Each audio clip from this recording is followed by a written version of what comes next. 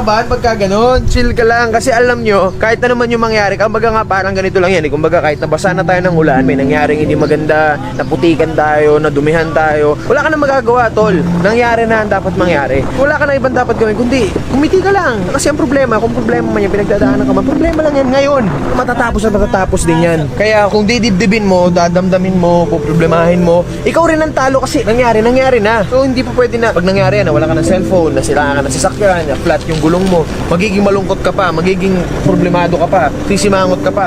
Nawalan ka na nga, sumimangot ka pa, di doble talo mo nun, di ba? Although na dun yung malungkot ka, may problema ka, nawalan ka ng boyfriend, girlfriend, na dun yun, pero hindi para magpakawasa ka sa buhay, hindi para sirain mo kung ano man yung mga binuo mo sa buhay, yung pagiging ikaw. Sasayangin mo lang yung panahon. Nangyari na. Pag umiyak ka ba, mababalik? Pag na problema ka ba, mababalik? Cellphone mo, pag nawala pa yung cellphone mo, pag umiyak ka, ng problema ka, tumahimik ka sa isang sulok, inuntog mo yung ulo mo sa pader, uminom ka ng kung anong gamot, nawala yung boyfriend mo, girlfriend mo, babalik ba? Diba hindi?